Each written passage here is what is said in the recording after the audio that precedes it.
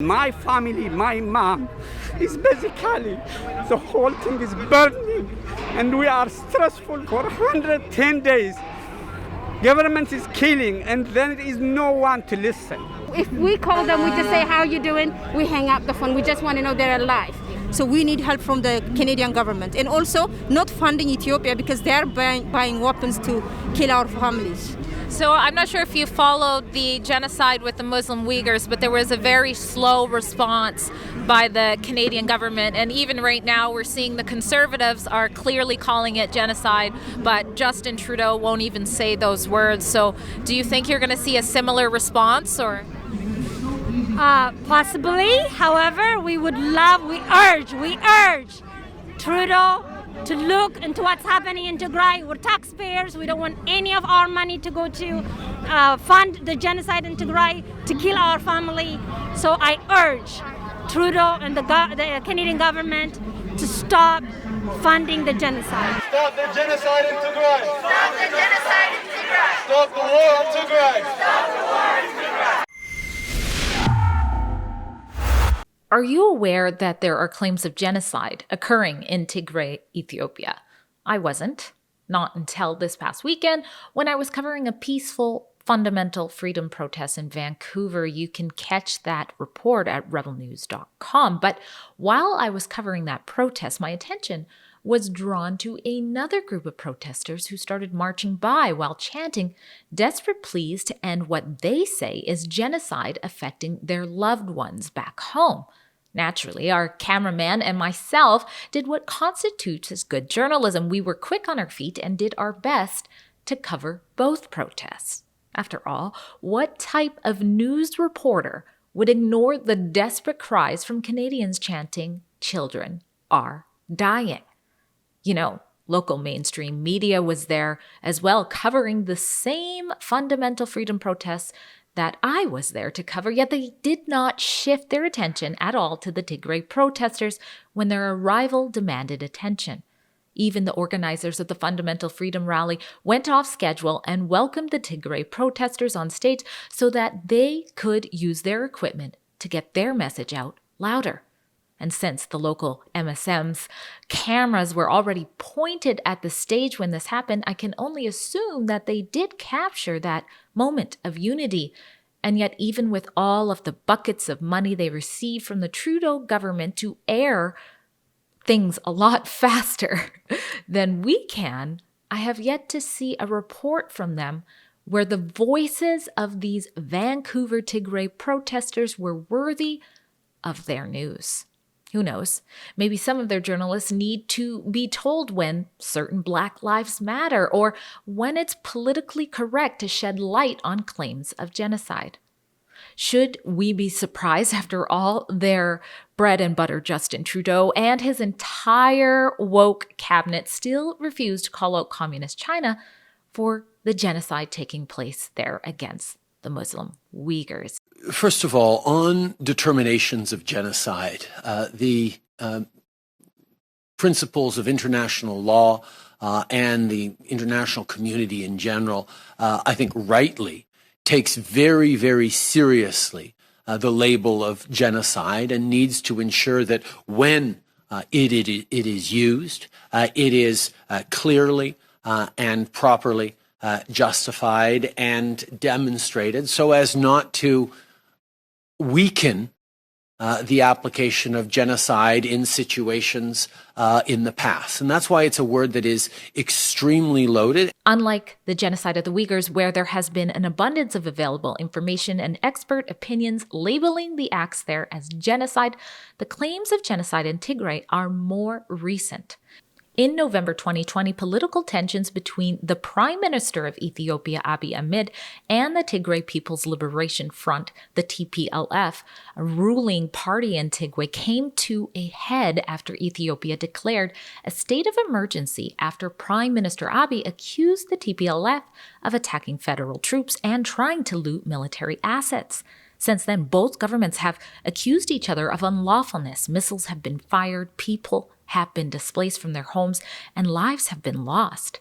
According to MSN.com, Mr. Debrecen, who is currently wanted for treason by the Ethiopian government and is leading a military campaign against the federal government's forces in Tigray, released an audio recording of himself to a TPLF media-run Facebook account and alleged that what is occurring in Tigray is a devastating and genocidal war where forces brought on by Prime Minister Abiy are massacring the people there, and there is widespread incidents of murder, rape, torture, and starvation. In response to these claims, a spokeswoman for the Prime Minister Abiy dismissed the claims as delusions from a criminal clique's Facebook page. However, the Vancouver-based protesters you're about to hear from would not call this a delusion at all. They would call it a horrific reality that is plaguing their loved ones back home. Take a look. Stop the genocide in Tigray. Stop the genocide in Tigray. Stop the genocide in Tigray. Stop the genocide in Tigray. Stop the war in Tigray. Stop the war in Tigray. So what's happening in Ethiopia is like the federal government is attacking its own people in Tigray. So Tigray is a region in Tigray, in Ethiopia. But however, the federal government invited Eritreans, Afar, Somali, and EU drone to attack a region. Okay, so it's been almost 3 months now. Okay, committing genocide in Tigray. That's what's happening, and people have been killed, raped. Eritrean troops did that and looted and destroyed Tigray. Right now, there is no food, there is no electric, there is no communication, blackout. So that's why we are here, to say the world to know this is what's happening in Tigray. The World Bank and Canada stop funding Ethiopia because he will turn around, use it to attack Tigray and Tagaru. We had like a lot of conversation happening, but now we need action. We need real action. Most of us, our family are in Tigray. For a couple weeks and months, we couldn't communicate with them. Or if we call them, we just say, how you doing? We hang up the phone. We just want to know they're alive, because we don't know if they're alive or dead. Most of the people here, most of us have family. All right. When's the last time you've been in contact with your family back home? It was about 2 weeks ago when they opened it, but now it's closed again. It's closed again because one of our leaders was speaking to us. So now they closed it again. So we don't know what's happening. But there is no information for us, right? Unless we talk to the people there. And what they are telling us is very, very scary. There is rape on purpose, hunger, there is killing, even house to house. They go house to house and kill. And the thing is, they're saying boys above 7-year-old needs to be killed. And the other, 2 weeks ago, there is a little girl that say they were forcing her grandfather to rape her. Yeah. And the grandfather refused. He said, this is my granddaughter, I can't do it. I'm a Christian person plus my granddaughter. So they shot him. And she was trying to protect herself and trying to save her grandfather. And they shot her 3 times here and she lost her hand. Stop killing innocent people! Stop killing innocent people! Stop raping our women! Stop raping our women! 4.5 million people are starving. They are in danger. People are already dying of starvation. And this is on purpose. They are taking their food, burning their food, and they are blocking any medication. All the hospitals are empty. They empty everything. Completely empty. There is no bed, no nothing. And all the kids who are raped, all the people are getting bombed. There is nowhere to go for medical help.